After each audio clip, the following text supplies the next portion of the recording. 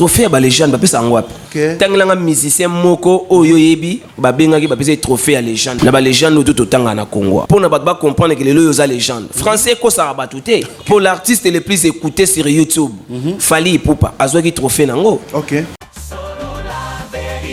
Bon obengi King Kester pe à son âme mon papa na bandika na Emenea. OK. Trophée à légende azwaki ngwap Emenea koti la soudan nakata musique on Fally pas dire eloko nini esalaka bango jaloué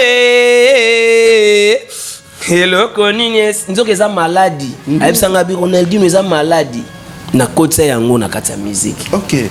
Wana nga azosala sikoyo ngai moto natindaki sango epai ya mama ekomaki te evala malankola na ngai ya mpasi vraiment oyoka emema mpuya kolela na ngai mama abipeti eza maladi kotiaka yango te siko akotisa biloko wana siko trophée légendaire eza wapi nga mona dezwela yango omoni lelo tokomona baproducteur bana batendance. OK. tokomona baproducteur aza na l'art mais yo omoni producteur me nzoka aza nde jo moko be moto apesa ye la. OK. aye mpona asoutenir yo à promouvoir talent na yo te ya écoute on dirait pas nuire yo les sous relation ni obozana on a grand frère na yo Ferigola qui est aussi un grand artiste de notre pays qui est bientôt là azo beta le 7 juin ING Arena salle OP Fally Ipupa betaki na Belgique. On n'a pas de relation mais on n'a pas de relation mais c'est un artiste congolais qui fait aussi la vérité. Un bon chanteur. OK. Un bon chanteur donc il minze mobwe makaba opéra il a bien. OK. C'est un bon chanteur OP na sepelaranae. Bah bonne chance n'est pour na ING Arena. OK. Ben moi j'aurais souhaité après Stade des Martyrs nae après parler du peuple nae il faudra que gana you Arena mbala moko parce que aouta ki na moto ya martyr na parler du peuple mbala moko il faut que na 40 000. OK. Mais tant bandi na ba 7 000 et bomi déjà. Mais il y a une minute yo total la sikoyo tango a beta ING après ING peut-être à KNDP na 44. OK. Vous comprenez? OK. Pour nga pe na zo boulé de Olympia na boulé ba Zénith. Donc OK. qui est oui ranson m'tabeta ba double Zénith grand prêtre Ntone. Vous comprenez? Parce que nga na yembi na ye na 4 albums formidables. En aucun jour na yana le baki ate awera jamais. Vous comprenez? Parce que ça les rois de la forêt moi j'ai chanté avec. À quand la date de Bobby Ronaldinho pour le concert en Europe? Tinga nazo compter ko kene beta Olympia. Nazo compter ko beta Olympia. Oui oui. Olympia o beta na King Kester Emenea. Parce que Olympia c'est Olympia o Kofia beta. Eh oui oui. Olympia o Fally beta. Toti Monique na ba viango ba Jean-Marie Kasama batanga banchiki pena journaliste moi moulai ya mayele. Via mayele te vider na réseau. N'a regretté ma belle. À l'égard de Fally Ipupa, c'est tout simplement pour chercher les visas, attirer son attention pour les visas. Si vous net bateau ba finga kaye, ba finga ke point ni. Ils rappellent ba finga ke po ba so visa te. Alors je sais pas. Parce que bateau bazo pesa ba honneur na ye za pona visa. Et bo bateau bazo finga za pona ni. Ça jalousie. Tu viens de citer le nom de Deoka Songo. OK. Aza mécène, aza na balar na ye. Mais je sais pas ce qu'on pesa aigle 200 000. Jordan Loubakou, vous êtes sur Solo la Vérité. Heureux de vous savoir, nombreux très chers fidèles abonnés. Moi, votre humble serviteur dort pas la nuit. C'est un réel plaisir pour moi de vous présenter cette tranche d'informations chroniques musicales. Comme l'information exige l'actualité, voilà, j'ai choisi pour vous l'un des grands piliers musicaux au nom de Ronaldinho, Bobby Ronaldinho. C'est un artiste, un grand artiste et talentueux, pétri de talent, qui a évolué au sein du groupe Victoria Lyson de King Kester Emenea Légende. C'est une grande légende, là je l'ai dit avec une haute voix, une grande légende qui nous a déjà quittés. Et l'artiste, au cours de son parcours, il a eu à passer chez Kofi Olomide, quartier latin, Weranson. Et aujourd'hui, il a choisi faire son angle, je dirais, sa propre carrière. Nous le savons, l'année passée, il nous a donné un très bon opus au nom de Qui suis-je, Nazanani. Ensemble avec vous, chers fidèles abonnés, nous allons parler de tout sauf rien, ces actualités, ainsi que les actualités subsidiaires qui entourent notre monde musical. Merci à toutes les personnes qui nous soutiennent. Merci à toi, mon réalisateur, Gertrain, l'imbattable. Pourquoi ne pas aussi saluer celui qu'on appelle Migene Mapapa Ngelingeli. Migeni, ma papa Ngeli, Francis Mobali, en tout cas, Bambote, vraiment merci à toutes les personnes, les Rombox, apprécier l'homme à son époque. Anthony Kachamadetro, en direct de Paris, sans plus tarder. Chers fidèles abonnés, nous allons pouvoir dire bonjour à notre invité. Bonjour Jordan, bonjour. Bonne santé. Ouais, santé, ça va très bien par la grâce de Dieu. Ok. Souffle de vie, centenaire, sans bella, donc ça veut dire que Nzamba bateli biso. La ni la rara. Centenaire sans bella. Sans bella, donc lalo la mouki, donc merci à l'Éternel parce que n'est mon PCP donc voilà. Merci avant d'introduire, de commencer mes questionnaires, je dirais Nassalota ba compliment très bien habillé, aux ana kin meloro la dans 4 saisons. Mais tant on a eu ça bino kenga na yaka na provision na tout batu bandima raté. On a la provision. Les lo batu ba lobake ah Ronaldinho ça fait 12 ans. Donc c'est 11 ans déjà Ronaldinho azana ba Afrique. OK. Si on a bien ba kini parce que je bouge de temps en temps nazaki na Luanda, na kendaki Windhoek, na kendaka Kenya, na kendaka Namibia et tout tu vois. Ben je dirais que en Afrique en fait ça fait 11 ans que Bobby Ronaldinho a longola makolo na ye na France na Europe mais je suis à Kini comme Emene a toujours dit le monde c'est ma maison mais le Congo c'est ma terre.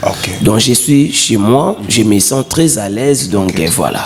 Merci beaucoup puisque au début de mon émission, de mon introduction, je dirais comme ça, j'ai introduit votre single Opus Qui suis-je qui est sorti depuis 2024.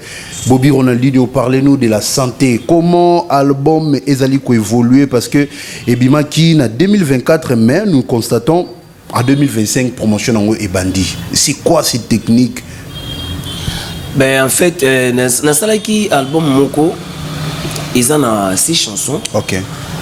Tout est en collaboration na label Moko. OK. Ce que disque Bima mais bon bah là laisser promotion. OK. Bah laisser promotion moi on dirait bah qui appelle bah paye ça mon mari à Komantima. OK. Komantima c'est-à-dire ça veut dire bah c'est la promotion té bah sondolango. Ce que on appelle de mon côté na vendre qui peut c'est la bango bah ça la promotion. OK. Mais tant on a moni ce que non bazo salaté album eza yanga. OK. Banzembu eza yanga. Ngane mtu naimbi ba Junior Tunga. Ngani na ba Mifune qui a Belva, ngani na ba Zwani Mayala, ngani na sali ba générique ba match ça bien. Donc ça veut dire c'est à moi de faire la promotion parce que ça biloko nanga. So nga pe na coach na carré na bango ya ko abandonner, c'est que ngani na abandonner art na ngai œuvre na ngai. Yango no moni na salaki effort ya kokutana na grand frère na ngai le patron Massamba Roki da Silva. Il m'a soutenu pour faire la promotion de Monopis.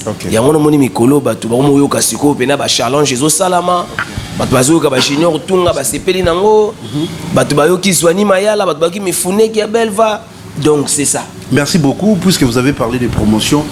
Lorsque vous savez ba close na débit na label ou na producteur boté na quantité ya total ça bon peu ozali assiette ya promotion ou bien ça la kaka non tout ça la kaka na non les débits tout le monde vient pour dire toujours non on va faire ça et après on va faire ça tout ça la boye tant beaucoup banda disque bimi au monde les autres au monde ba producteur bana ba tendance tout le monde ba producteur dans l'art mais yo au monde producteur menzo kazande jomo be mtape ça et là a epona à soutenir yo à promouvoir talent na yoté il y a écoute on dirait pas nuire yo les sous tout à fait mais le début ça commence bien ba studio Makambutu et après voilà mais et ça mais là ba te belé même grand frère nanga Anthony Sampaio que j'ai sali à passant na yembaki na ye na nzembu na yemoko le roi d'Angleterre ce qu'on a tout na big grand frère pourquoi nzembu wana na mon TVT il m'a toujours dit la même chose que non Bobby en tout cas nzembu wana nzembu kitoko mais mutu na yembaki promotion na nga bivenze mona za danger faussé la nga promotion mais le quoi to yembaka batu izaka soko que il y a libéré là et cause la pe muso apesi parti la rabino parti na opesa pour la promotion et après cité siko norbuma nzembo na nga oza œuvre na nga pour la promotion mutu mo boy non je dois faire la promotion parce que c'est mon album et ya banzembo na nga iza mutoki na nga donc voilà. Et maintenant, les personnes oyo bosiné na kati ya album wana comment est-ce que bazali comment na album bapesi mbongo parce que là on ne peut pas y en passer banzemu ndenge la mutu mora yembelo nzemu opesi par exemple nazana besoin yembela nga chanson moko bien aussi nga titre moko il y a une somme déjà bien taillée au ezala non opesa nga autant Siko, le personne on a bon on a pas payé Sarabino. Ça ne fait pas un problème. À mon inzemou na bimi, mais promotion est et pas besoin d'avoir problème là, toi na non, ceux qui appellent ça qui mbongo na promotion ça va. Ok. Mais ceux qui appellent ça qui mbongo na promotion, tengue d'ailleurs que non muta sombi nzembo, un manager a que non sous un label na biso, to collaborer et tout. C'était quoi le nom du manager? Non, du label? Non, je préfère même pas de citer parce que c'est de faire aussi la promotion. Donc tu vois, il y a bateau bagenda ina okolo dimba obana kotanga bango c'est la bango promo. Donc tina pe tina te bato bakota na ba plateforme nyonso ya téléchargement. Ndi ba betaka Aigle Fali Poupa, ndi ba betaka bandi vraiment bon. Ndi ba betaka Aigle Fali Poupa mbala. Ndi ba betaka Mignon Abraham, ndi ba betaka Papa Chéri, ndi ba betaka Ranson le roi de la forêt. Ndi ba betaka Ferrego. Ba betaka Bobby Ronaldinho. Ba omona ba nzembo ebima wana ba yoka ba télécharger. C'est tout générique on est en match ça bien. Balanda on a YouTube pour clip na on sala ngo kalati. OK, merci. Donc ba bina match ça bien. Merci voilà. Match ça bien comme Outi Koloba en tout cas.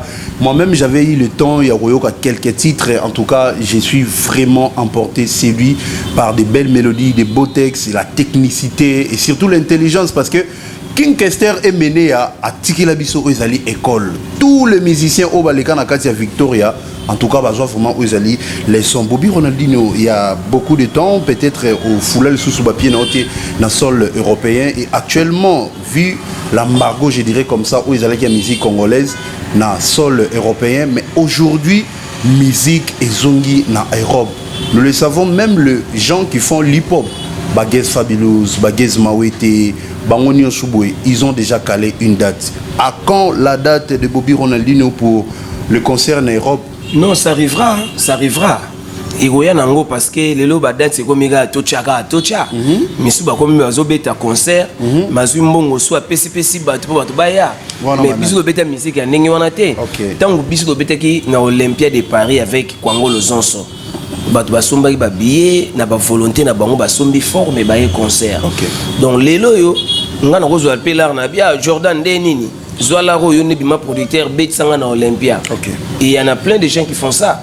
Bah au Pena Bazo ba production réelle. Qu'un producteur s'est déplacé pour venir causoyer agene ko produire lelo baza muké. O ba otia ba mbongo na bango na kulu dimba et mon Dieu bazo produire quelque part baza ebele. Donc moi je dirais que non. Avec le temps, on a ça la promotion. Nabi misana nous volume 2 au etikali. Au tuembina Jenny répondeur. Tant que bima nde batu. Et ko beta na ba problème ngana tinga nazo compter ko kene beta Olympia. Nazo compter ko beta Olympia. Oui. Olympia o beta na King Kester mené. Parce que Olympia au Kofia beta. Oui. Olympia au Falia beta. Ouais, je compte l'Olympia, parce que mon ami c'est Bruno Cocatrice. Il fait meilleur ami à Kester et Ménéa. Ano Lingue Ménéa trop, mais c'est Bruno Cocatrice. Il y a un moni en collaboration na ba Lolo Mutima, na ba Vena biso ba Geek Mvula. Na ba Mifune ki Belva, ba Tonino Fernando, ba Venangai Papa 5 Ambrose State Diasunda leader à Liège, bango tout ba mobiliser bena que non sur les clans Victoria. Celui qui est mieux placé ou akoya ko beta concert na poto bato baye c'est Ronaldinho parce que Ronaldinho pourquoi Ronaldinho bandi qui toko sur les clans Victoria c'est lui qui est mieux placé. Je dis ça pourquoi par rapport dans le but qui suis-je Je suis Bobby Ronaldinho. Tout à fait. Ronaldinho qui a fait Wenge Maison Mère. Ronaldinho qui s'est fait transférer dans le quartier la tête transfert le plus cher. Le transfert le plus cher il a fait été dans Rayo. Dans quartier la tête. Ngai batutu ba signé qui ba monaki qui transfert le plus cher c'est Ronaldinho. Pourquoi Ronaldinho? Ronaldinho tangoyé quartier latin. Grand prêtre et quadre à Kofi Olomide à Somba voiture Yassika Mini Maurice sans plaque on en a sombé la ministère. Vous comprenez? J'ai dit et je répète que grand prêtre et quadre Kofi Olomide à Somba Mini Maurice Yassika sans plaque à PC Ronaldinho car grand prêtre et quadre wana a soit parler na kata ma campagne à PC Ronaldinho pour venir intégrer le quartier latin. Donc ça c'est Ronaldinho. Et puis par rapport à visibilité sur les réseaux, partout, tout le monde en parle de Ronaldinho.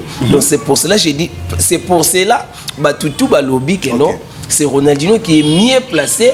Ou à coach à date, à Beng Bamansane, Tony Ambrosio, Pichu Kimana, Gilles Nzao, Papi Rosa Tazi, Baye. Ok. Vous comprenez?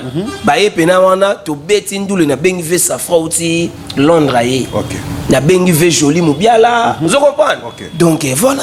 Merci beaucoup. Puisqu'il y a cette parenthèse que vous venez d'ouvrir, Koffi Olomide, lors de ses émissions, il parlait, il y a des transferts les plus chers, les musiciens qui ont marqué l'époque. Mais aucun jour, aucune émission, le nom de Bobby Ronaldinho a été signalé. Mais aujourd'hui, les transferts les plus chers. Nous le savons tous que non, les seuls artistes au hasard qui ont transfert les plus chers, comme on le dit, c'est Ferrigola. Parce que Ferrigola, Batindaki Batou. Non, polémique. Non, c'est pas une polémique, justement. Ça, c'est moi, je peux dire, c'est bon. Tout sur la vérité. Voilà. Non, quand je suis venu, voiture à 400 plaques. Ok. Oh, il y a ça là, on a mis ces mots. Peut-être que tu as une voiture, on a notre temps, on a PCO. Ah, donc c'est. Tu comprends? Voiture, on a notre temps, on a PCO.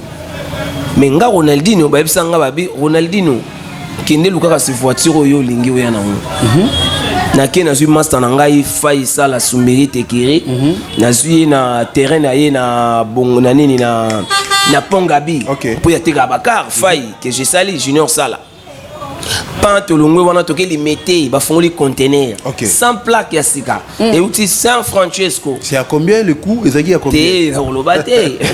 Vous comprenez? C'est ça. Eh, on a ko baga ya ngona mais par rapport à marquer l'histoire dans le quartier latin, pour marquer l'histoire dans le quartier latin, c'était pas de ma faute. Moi, je suis venu, j'ai intégré. Mais pour rentrer au studio, aller chanter, c'est pas moi qui va dire Koffi Olomide que Toko Tatou Nsiloto Yemba. Dès qu'il y a mon que non, peut-être il avait juste besoin. Il y a comme Ronaldinho Pembe n'est pas na podium. Tout à fait. Peut-être qu'il a besoin. Ronaldinho peut achaka ma colonie dans le quartier latin n'enga cheki wana. C'est important aussi pour moi. Merci. Donc j'ai été transféré dans le quartier latin. Merci. C'était par l'appel de Koffi Olomide. Appel à grand prêtre Quadra. Aussi peut texto comme lié non en tout cas boss pour naya vraiment kunangai et c'est nga boé. Et puis nana problème déjà vraiment ba qualité et puis intégrer. Et puis nana problème moko banzembo vraiment quartier latin na yeba ngo vraiment mingité. Ayebi singa lobi obi sur la vérité. Sur la vérité voilà. Tenaka moui non, na lobi Naïbi Banzembu ya Koffi Olomide. Il a plus de 25 albums en succès. Mais Naïbi Nyon sauté nebe belete. Nous on est né et grandi génération Wenge. Vous comprenez? Victoria et tout. Naïbi Banzembu ya quartier la terre. Mais Naïbi Ango Nyon sauté. Mais j'étais déjà clair ya Koloba déjà que non. Naïbi Banzembu et belete. Et puis il m'avait dit non, il y a vraiment donc au Kangango kaka. Et puis donc tu au studio tu yemba pena mago to sala na to sala ngo vraiment quoi.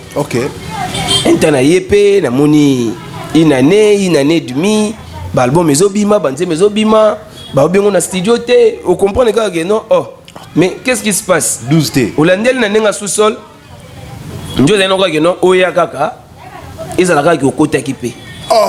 Tu comprends? Mais par rapport à ma carrière, Vérambo c'est mon pur vieux, il y a depuis longtemps.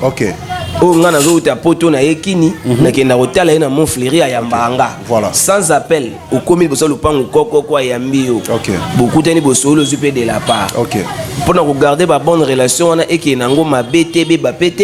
j'ai tout vite quitté quartier latin pour se lancer dans ma carrière solo au Nazo Salale. Merci beaucoup. Il y a une parenthèse lorsque vous avez dit Kotala, le producteur qui t'a proposé un jour on s'est produit dans Olympia, Atalina Victoria et Loison, c'est lui qui est mieux placé à Robeta, c'est Bobby Ronaldinho. Là, c'est toi, comme vous venez de le dire, qui suis-je, Bobby Ronaldinho? Comment ça vous fait? Comment on a Bana King Kester et Menea Olelo Fali Poupa, le grand nom de notre musique congolaise, a pensé na bango, a memi bango en Europe, a zongi si bango na souffle, et puis na bana msusu, il y a Viva la musique, entre autres, bah vient abisso Bendoson. Bobby Ronaldinho, qu'est-ce que analyse nous ça là qui par rapport à Biloko wana? Izara ndenge est mené à Banakoloba de temps en temps à télévision que le patron de tous les musiciens, Verkis Kiamwangana, il était musicien, mais il aidait aussi de musiciens. Ok. Sur l'hôtel Victor Eleison, ils ont été créés par Verkis Kiamwangana. Ok.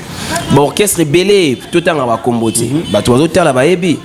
Donc Verkis Kiamwangana paix à son âme, papa VV. Azalaki azui bino a monter bino orchestre a pesi bino instrument appelé bino na bakar. Donc a chebno dana stabilité moko boya musala. Lelo biso na Congo en fait et comment si tu fais de la musique il faut que tu rapper tour à nord. OK.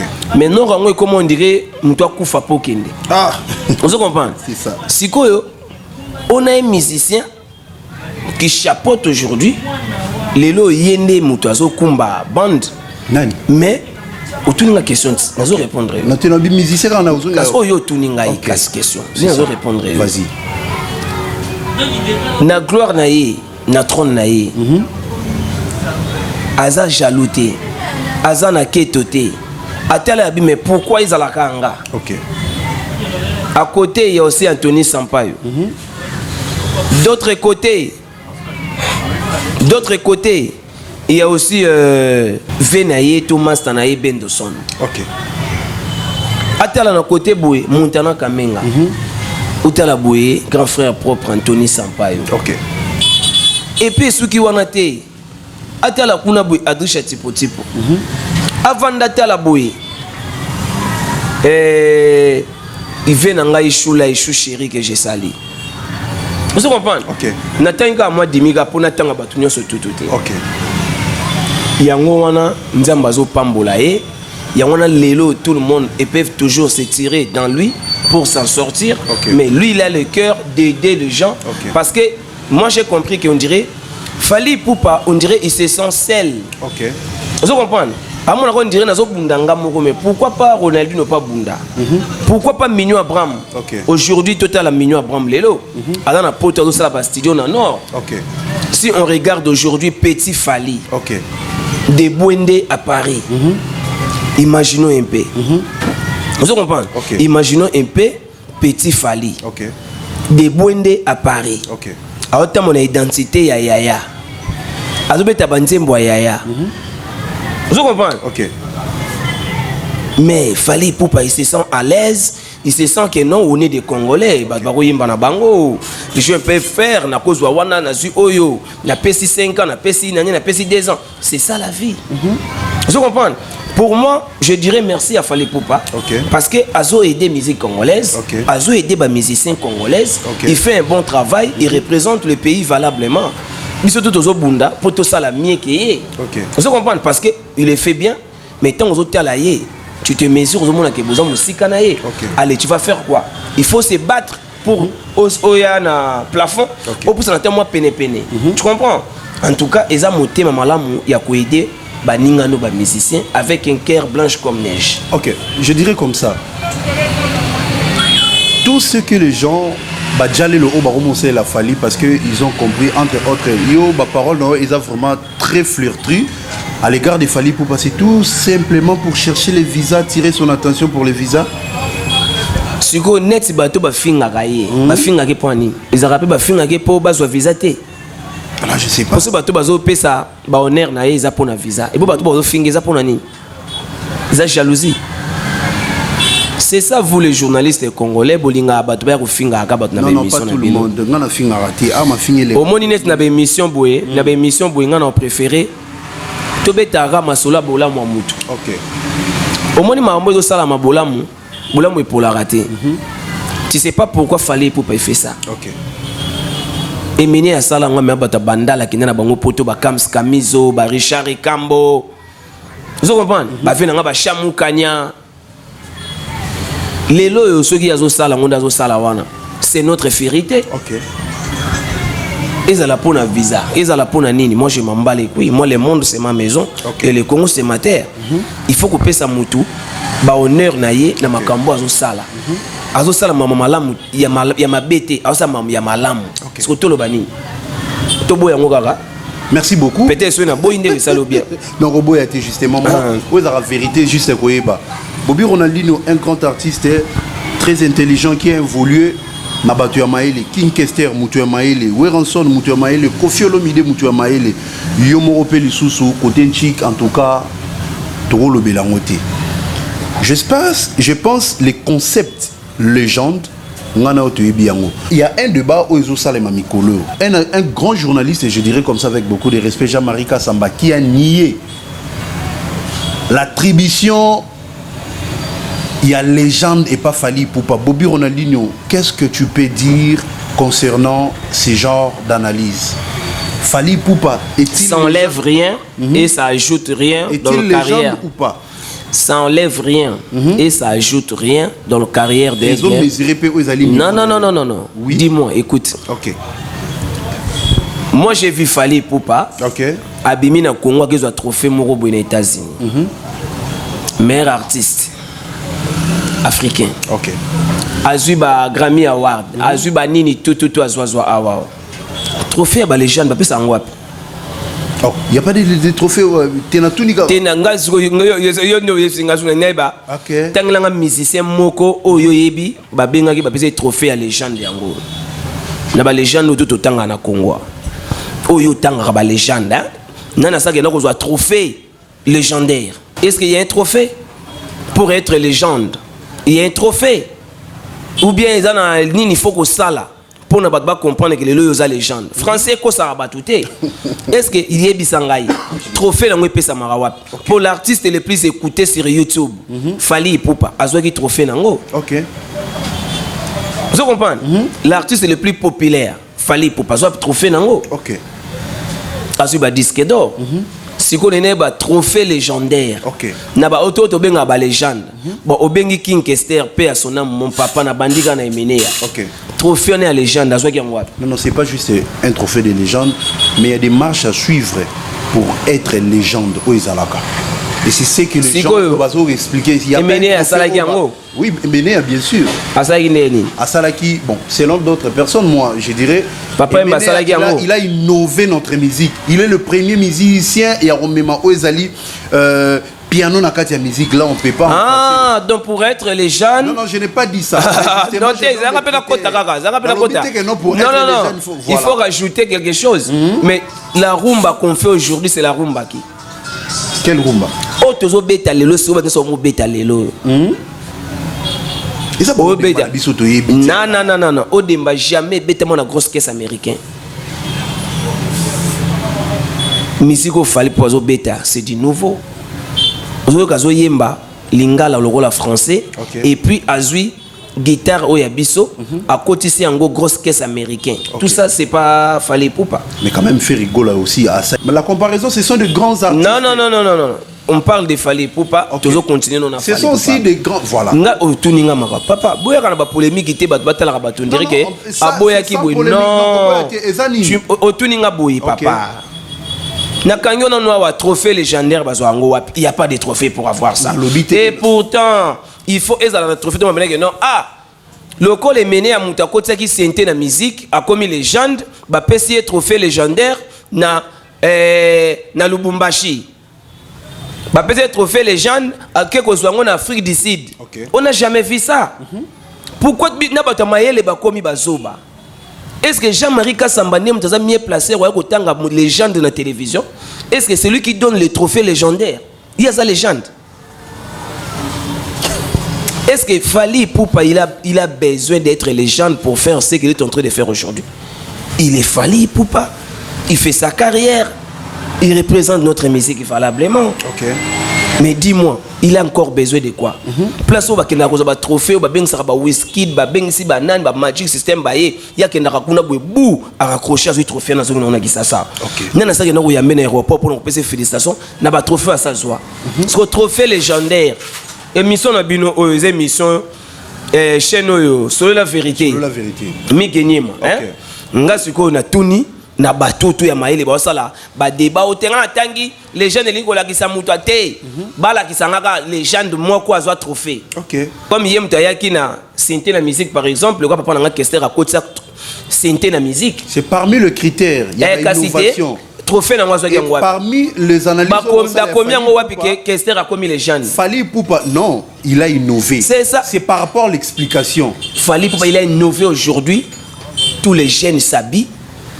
L'image de Fally. Tout le monde aujourd'hui veut chanter comme Fally. Okay. Tout le monde aujourd'hui, il se compare à Fally Ipupa. Okay. Tout le monde aujourd'hui, les loyaux, Fally Ipupa, il s'est bâti que musique est sur un poto. Qui a dit merci à Fally Ipupa? Oh. Oh, mais. Non, non, ok. Tu s'attendais qu'il n'y ait pas de musique na poto. Le plus populaire. Ranson, le roi de la forêt. Il y avait que sa musique na poto parce qu'il a aimé et tout et tout. Mais tout le monde a croisé les bras. Mais il y avait quelqu'un qui s'est battu dans ça. Il a même sacrifié. Par rapport que non, tout le monde va garder Lyon pour qu'on se rébête. Vous comprenez? Il s'est battu dans ça. Pourquoi pas qu'on voit qu'il ait flair que non? Il y a un musicien qui s'est battu que musique est la poto. Ça on n'en parle pas. Parce que nous avons la batou. Les gens doivent être trophée légendaire. Parce que dans la carrière de Fally Ipupa, il n'a pas besoin de quelqu'un qui peut passer à la télé pour dire que Fally a la légende. On n'a pas besoin de ça. Si vous avez Fally Naye, tout le monde a moussala zosala. Badabimisa banzembo ezo betate. Abimisi mayanga. Beko. Depuis que mayanga ezo beta danger, et bundana chanson nanga on a salé au MB Junior tunga Las Vegas. Mayanga ya Fally Ipupa aigle. El Marabia. Na nzemo à part mayanga abimisi sunze moko temps. Mais dis-moi, est-ce qu'il a besoin de vos discours, il y a légende. Et mené à Kester, il a rénové comme tu viens de le dire. N'en a besoin d'un trophée à Emenéa. Comme papa est aussi légende, n'en a besoin d'un trophée légendaire papa Wimba. Bobi on a dit dans le bien, on a besoin d'un trophée. Tout le monde a meilleur artiste africain et pas que Wélangouna trophée Zwami. L'artiste le plus écouté sur YouTube. Tout le monde a pas payé un trophée Morizana ni na YouTube. Tout le monde a disque le plus vendu, disque d'or. Tout le monde a disque d'or certifié. Vous comprenez? Parce que dis-moi, trophée légendaire. Pour ne pas que le fallait pour passer légende. Trophée wana, n'a pas ça rango. Pour ceux qui ont dit trophée, qui va passer rango quelque part, va préparer trophée, va passer sa légende. N'a ça rapportant on t'a 10 fois. Oh là là. Donc ceux qui ont un trophée légendaire va passer. N'a ça zuzu yango le quoi ngai na zolu ngana koma le kola na zolu kana bunda na pusana.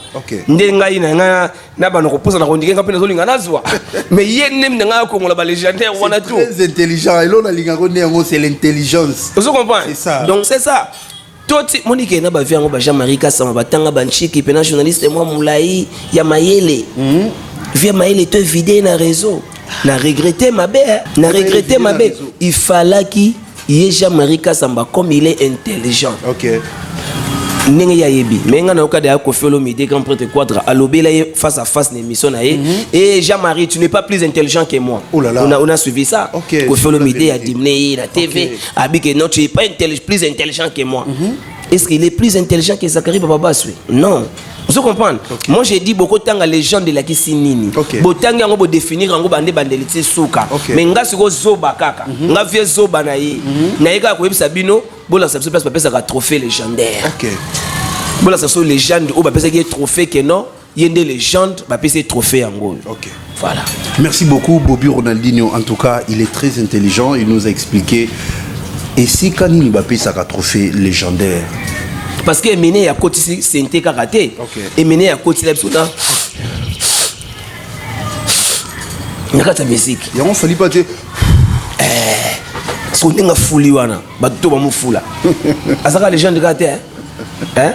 Na ninga ti. C'est ce qu'on parle. Ça c'est. Parce que Emene est là biso. Le konini sala kabango jaloué. Et le konini nzoka eza maladie. Ayebisanga bi Ronaldinho eza maladie. Na kotsa yango na kati ya musique. Wana nga zosala siko. Ngai moto na tindaki sangwe pa ya mama. Ekoma kite. Et voilà malankola na ngai ya mpasi vraiment oyoka. Et même mpuya kolela na ngai mama. Abi petit sa maladie. Kochaka ngote. Soit côté biloko wana, soit trophée légendaire eza wapi, nga mona désolé yango. Allez, fin débat. Ok. Parce que dans nos carrières, surtout la carrière, le Lonet Singa France a trophée. Oh, Yannick. Parce que moi j'ai appelé Fally Ipupa Yaya. Ok. Aujourd'hui, tout le monde appelle Fally Ipupa Yaya. J'ai besoin d'avoir ces trophées aussi. Oh, donc, on a besoin de trophée, nous avons Fally Ipupa Yaya. Eh, tout le monde a bien Fally Ipupa Yaya, c'est Ronaldinho. Dans la catégorie Nini. Oh, bah, tchaka, que non, saute. Ah, ok. Vous comprenez? Voilà. Parce que tout le monde passe à la télé. Fally, le coup la master na bango. Fally, le coup la china bango. Nane nabi. Ah, Fally Ipupa Yaya. Nzambe ya aigle. Yaya Bengi. Yaya Bengi, nazo de rendez-vous. Nazo Yaya. Aujourd'hui, tout le monde appelle Fally Ipupa Yaya. Ok. Donc, ngai côté nanga, ils a vérité nanga. Ok. Na ine eloko moko na longoli moi qui impolitesse, vous avez tout près artiste et légende Fally Ipupa. Oh, vous confirmez que nous, il est une légende. Mais il y a des légendes des Haïti. Ok. Comme on a aussi Babenga, légende, c'est Fally. Ok. Vous comprenez? Ok. Donc c'est ça. Merci. Eh. Ok, merci beaucoup. Puisque vous parlez de Fally Ipupa, vous avez dit bah, bien fait Oya Sali, entre autres, son petit frère, petit Fally Ipupa Lelo, Ayebani. En plus, il est aussi le seul musicien congolais qui a fait sortir un artiste musicien. Qui est Petit Fally. A Betin Orchestre ya Mutute. A outil nulle part. Ok. A outil de Boende. À Kinshasa et à Kinshasa de Paris. Donc ça veut dire, Aïmbara Banzembu ya Yaya. Ok. Atambolaka na kombo ya Yaya. Yaya zui suna 5 ans à Pessier. Yaya kesuti na studio akeko guidé. Amen, amen, amen. Donc il est le seul musicien Oyo abimisi musicien. Mais bah, Aza producteur n'a été. Ok. Mais à Pessier Makambonio surtout. Ok. A joué dans le néant. Parce que nous dans les orchestres, Ok. tous ala qui ba collaborateur ya ba patron na biso. Na ko grand porte quoi da benga biso ba boy bana misala. Bana misala. Tondimi. Tozaki bana misala, tozaki ba boy na bango. Ok. Vous comprenez? Mais kobimisa musicien pour n'autre pas Rachakula. Ok. N'autre son Japan. N'autre pas Pascal Poba. Après na Victoria, des places na banisco carrière professionnelle nanga. Ok. Après na ki na Wenge, après na ki quartier latin. Ok. Vous comprenez? Mais kozwa musicien a outil nulle part Kaboindan qui est Petit Fally aujourd'hui, habite Nord-Est à Moutouté, a bandi carrière na EP récite. C'est Fally Ipupa. Merci. Il n'a pas besoin que Batouba na TV balobake azapo mutako tche légende azate. Ok. Mutu pas kolongolé légende azate poser na place ba pese la ngo trophée. Merci. Ce qui trophée na ngo ezase nga pe France wa trophée. Ok. Voilà. Merci puisque vous parlez des petits Fally Ipupa, chanson Wana Amen. D'après d'autres sources qui filment qu'il y a des rumeurs qui courent, Fally Ipupa aurait été payé. Na kaka ninga salaya na deoka songo producteur ya petit Fally a fouté qui Fally mbongo. Poche le Rwanda et pas Ba petit opé combien? Fally. Na ndenge na yoka ya zwa ba 100 000 na ba 200 000. Ba opé c'est combien? Pourtant on a nzembo na ekotisa combien? Là, c'est ça, yoza muta. Et on a biso ka c'était ba opé ça y est combien? Ça je sais pas. Mais ba opé c'est combien? Tu viens de citer le nom de Deoka Songo. Ok.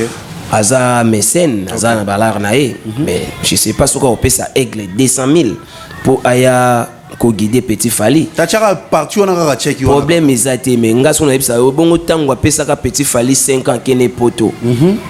Ba pesa ka combien? Ok. Ah, non, il a fait ça volontairement pour montrer l'amour au Yazanango pour la musique congolaise que tout le monde a bien. Okay. Aujourd'hui Mignon Abraham Kwenda Vutu Kazana poto na studio ça la disque. Vous comprenez? Il bisanga lelo qui peut se mettre devant Mignon Abraham sur l'écran na bango nde bazalaki zalaki wana.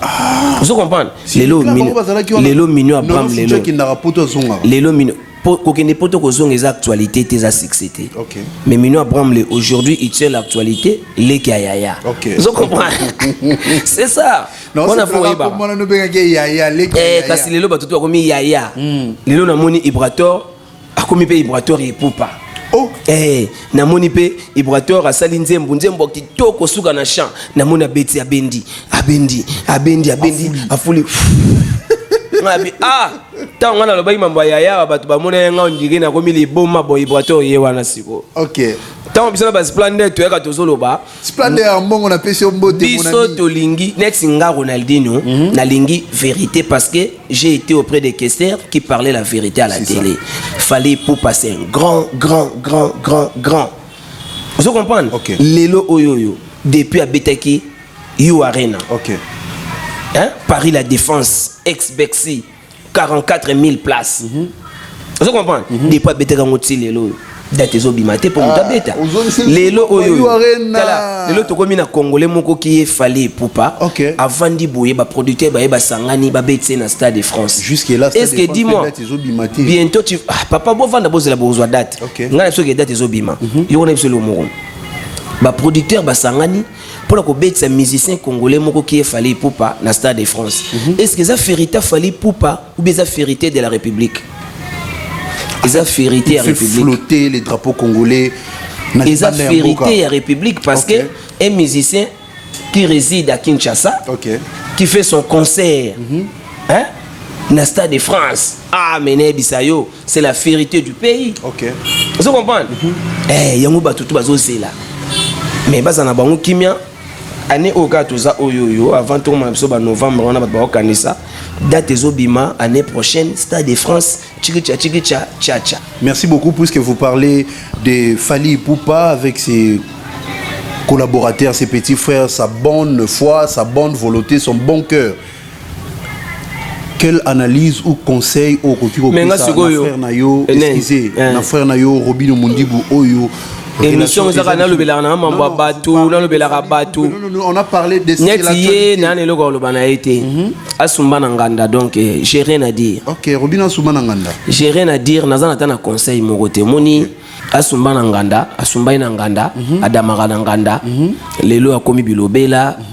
Donc le bin nango yemoko aigle Fally Ipupa que na Congo tous en richesse moko et ingratitude. Moi je comprends que vraiment richesse on a ingratitude des alliés. Moni biso ba Ronaldinho. Avec Esther Emenea, il y avait pas que du rose hein. Il y avait aussi des mauvais temps. Bokepe Bouya galère, fouti bino pété et tout.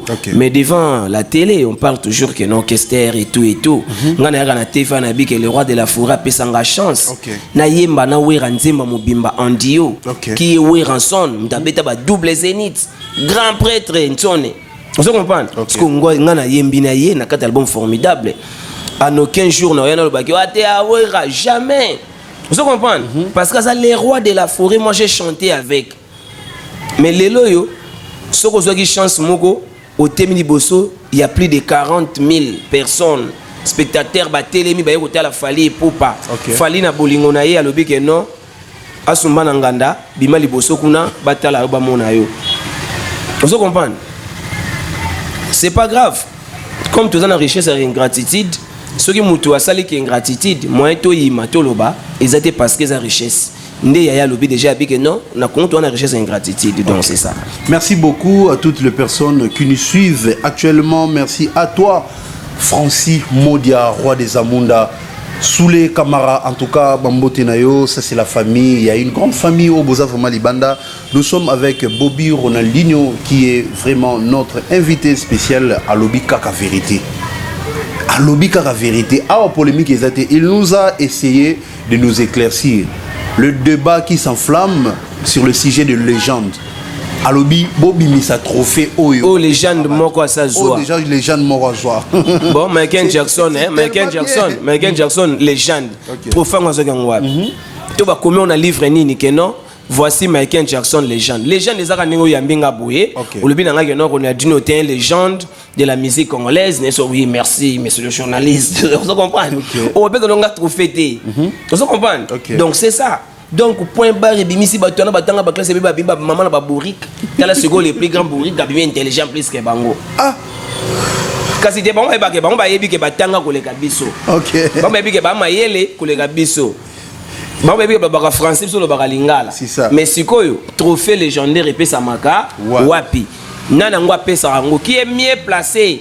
Il y a coupé sa trophée légende qui est mieux placé de passer à la télé pour dire que non, voici aujourd'hui je vous annonce que Michael Jackson, celui qui est légende. Allez, trophée Néa. OK. Ils étaient donc, point barre. Merci beaucoup. Nous sommes presque à la fin de notre émission. Quand vous parlez, en tout cas, Bobby Ronaldinho, c'est très intelligent, tel père, tel fils. Ça, c'est tout le monde a Oezali Kester. Il y a une question. Relation ni Obozane, on a grand frère Nayo Ferrigola, qui est aussi un grand artiste de notre pays, qui est bientôt là à Zo Beta le 7 juin. ING Arena salle OP Fally Ipupa Betaki na Belgique. Quelle est la relation au besoin d'entretenir lui Balé?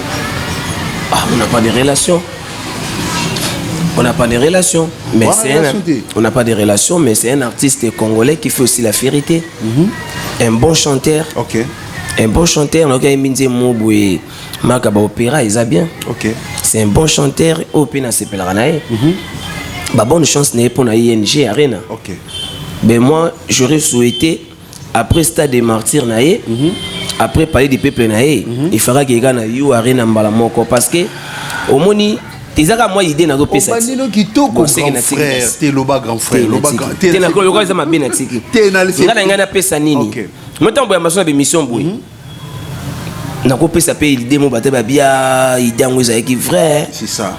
Parce que aouta ki na moto ya Martyr na Palais du Peuple. Mbalamo il faut qu'il na 40 000. OK.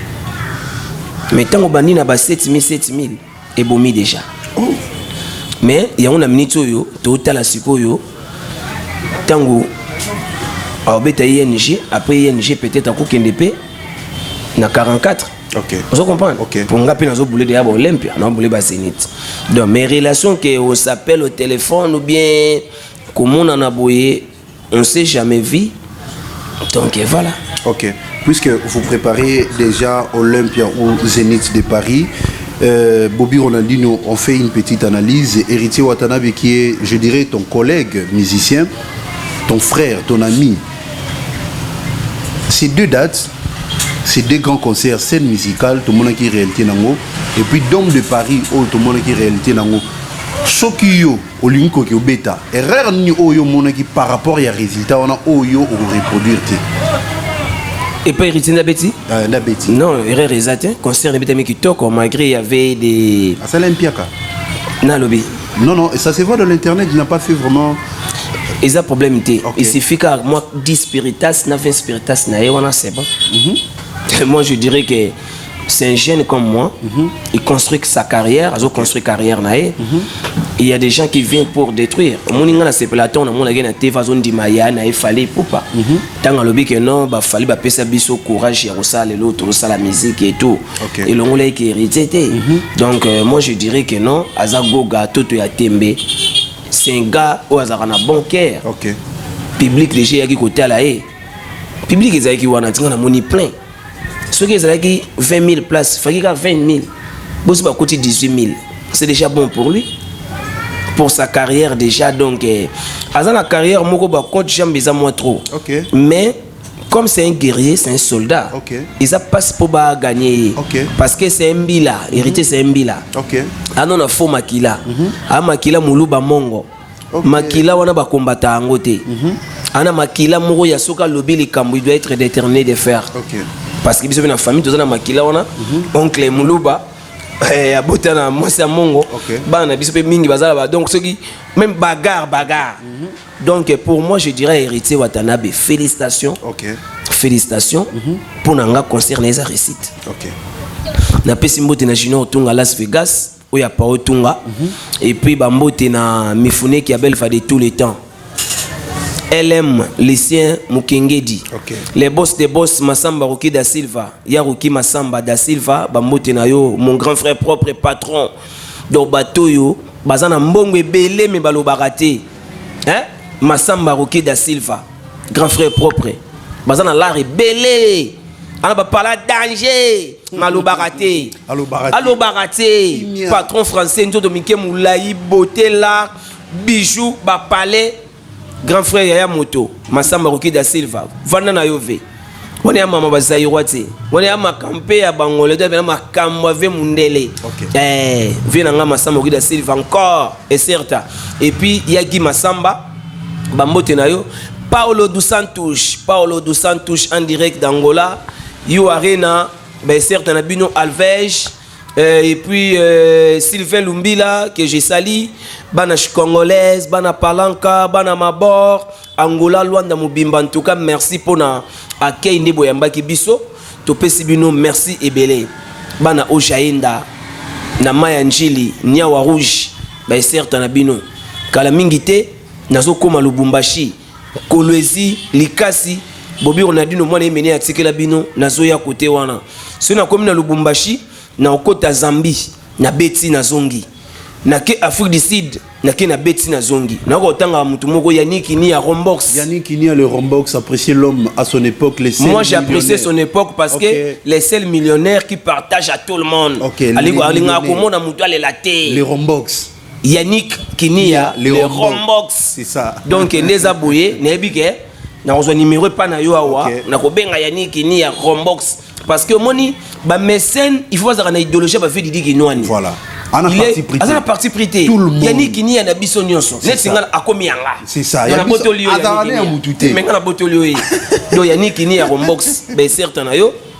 Et puis bana France, bana Belgique, yana ngai fiston coloqué Zapatero. OK.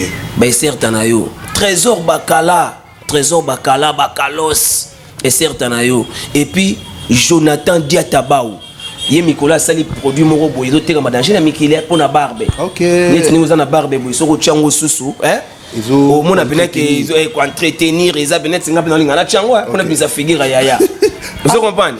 Et on a bien face à yaya. La face à yaya. La bien face à yaya. Donc Jonathan Diatabaou. Donc batutu bazana besoin d'entretenir barbe. Babenga Jonathan Diatabaou to bobenga ngana chef no numéro Jonathan pour entretenir barbe. Ben certes on a bien au ban à Liège. Mon ami Igor Loubaki, Jason Mpeti, je vous aime beaucoup. Et certes, Mireille Milolo, Janice Tantungam Putubanga Mouture, les Suisse-Irlandais, Sonny Richie des Suisse-Irlande. Merci beaucoup, très cher fidèle abonné de Solo la Vérité. C'est par ici que nous chutons. Merci à notre invité qui a répondu à notre invitation, Bobby Ronaldinho. On a parlé de tout sauf rien. Il nous a dit seulement la vérité. Oui, c'est Solo la Vérité. Merci à toutes les personnes. Oh, vraiment, Boussouti Nakangaï, Francis Modia, le roi des Amunda, Soulé Kamara, Bambo Tenayo. Pourquoi ne pas aussi saluer celui qu'on appelle Raoul Moulobo, Spanishman. Merci à toutes les personnes. Gianni Batoué, en direct d'Angola. Gianni Batoué, Bambo Tenayo. Le Rombox, apprécier l'homme à son époque. Yannick Kinia, apprécier l'homme à son époque. Le Rombox, Yannick Kinia. Bambo Tenayo, Anthony Kachama, Détro, en direct de Paris. Yves Ramos, Natuka, Napesio Bambote. Faïla Kouela, Djogo, Capo, El Capo. Nani les na bosani Carmel à Nani na pesio vraiment bambote. Merci à toutes les personnes au bolinganga moi votre humble serviteur Jordan Lobakou dort pas la nuit. Besoin ya ba suggestion mambo belé en tout cas bo komelangai na numéro oizawana na zawana vraiment pour na bino na zawana vraiment pour na bino et il y a une information aussi toute personne au azana besoin à ça la bachana na Dubaï Chine au somba mutuka au Salabachana yo, Nyon surtout aux Alarawana na Chine, na Dubaï. N'hésitez pas de contacter Faber Business International.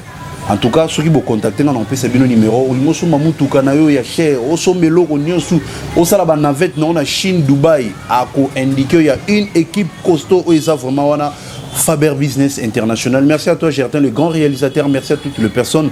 Papa Ngeli Migenima. Quant à moi, je vous dis au revoir. Nous nous retrouvons au prochain numéro. Bye bye.